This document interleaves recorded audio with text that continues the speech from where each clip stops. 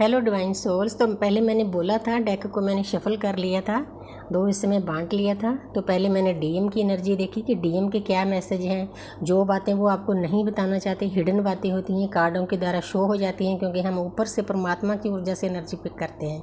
अरदास करके रेखी माँ हमें एनर्जी देती है, काशी की रिकॉर्डिंग होती है इसमें। जो हमारे विचार ऊपर जाते हैं वो विचार कार्डों के द्वारा पढ़े जाते हैं।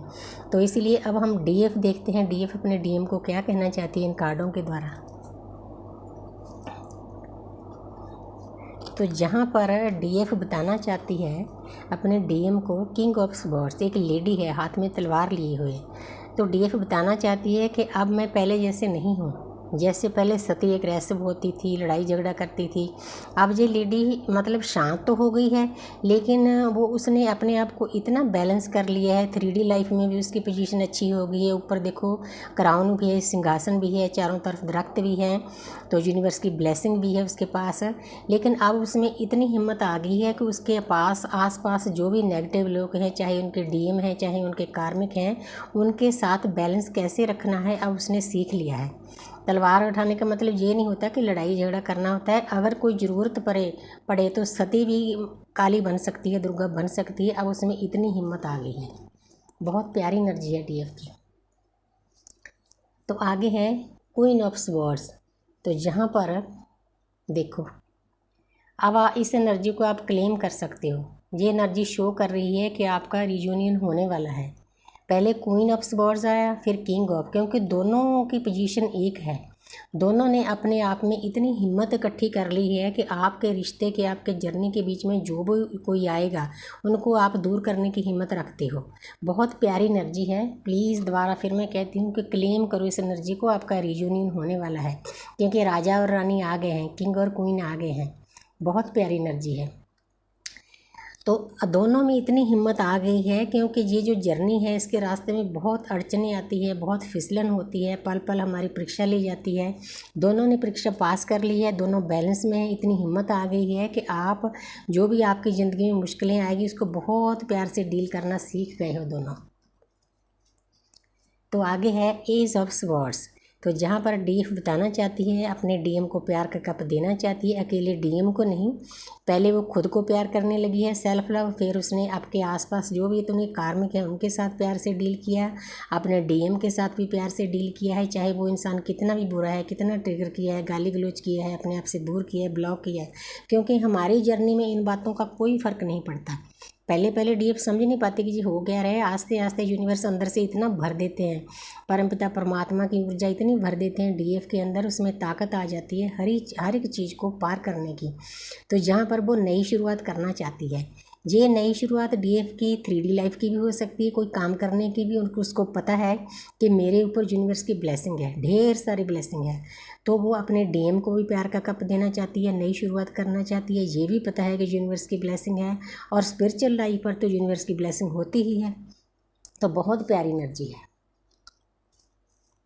देखो जो चीज़ें नहीं एक दूसरे को बताते, ये सभी चीज़ें पता चल जाती है जहाँ से।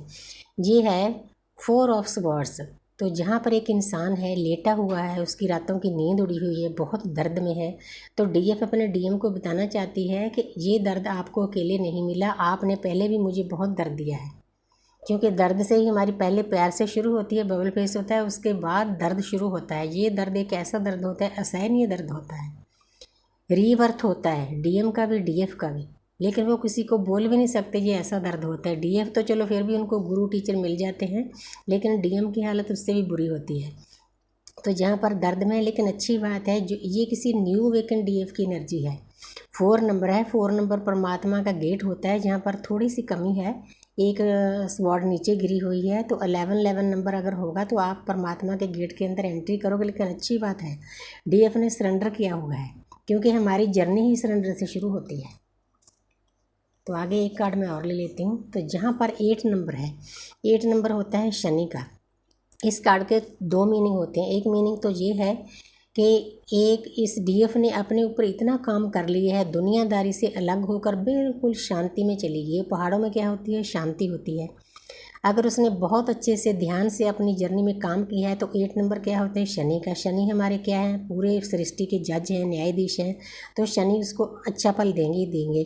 दूसरा ये कार्ड शो कर रहा है, डीएफ बताना चाहती है अपने डीएम को कि जब से आप मुझसे दूर गए हो तो मेरा इस दुनियादारी में किसी भी चीज़ में मन नहीं लग रहा। मेरा मन करता है कि मैं पहाड़ों में चली जाऊँ। पहाड़ों में क्या होता है, शांति होती है। लेकिन ये कार्ड शांति का ही प्रतीक है, क्योंकि पहाड़ों में हमारे ज्ञानगंज है, हमारा संभाला है, जहाँ सभी मतलब जो मास्टर सोल जो हैं सभी अपनी भक्ति में लीन है, साधना में लीन है। वहाँ जाना हर एक इंसान के लिए सही मतलब इतना आसान नहीं होता, लेकिन फिर भी डीएफ ने ये रास्ता तय कर लिया है। तो अगर उसने सही रास्ता पकड़ लिया है तो अपने डीएम को बताना चाहती है कि शनि देव उसका हमें अच्छा फल देंगे ही देंगे। दोनों को फल मिलता है। जब डीएफ जर्नी पर बैठती है तो परमपिता परमात्मा को अरदास करके बैठती है, क्योंकि सोल एक होती है। डीएफ की ड्यूटी डीएम से ज़्यादा होती है। तो बाद में तो वो भी मांगते हैं देवी देवताओं के पास जाके अपनी डीएफ की सुरक्षा के लिए, लेकिन डीएफ ये बातें पहले शुरू कर देती है। वो परमात्मा को कहती है कि परमात्मा मैं जो भी भक्ति कर रही हूँ, मेडिटेशन कर रही हूँ, इसका आधा फल मेरे डीएम को देना। तो अगर डीएफ ने ये पोजीशन हासिल कर ली है तो डीएम भी उसके पीछे पीछे है, क्योंकि एक सोल आगे चलती है, एक पीछे चलती है, तभी हमारी जर्नी तय होती है। Thank you universe, thank you angels.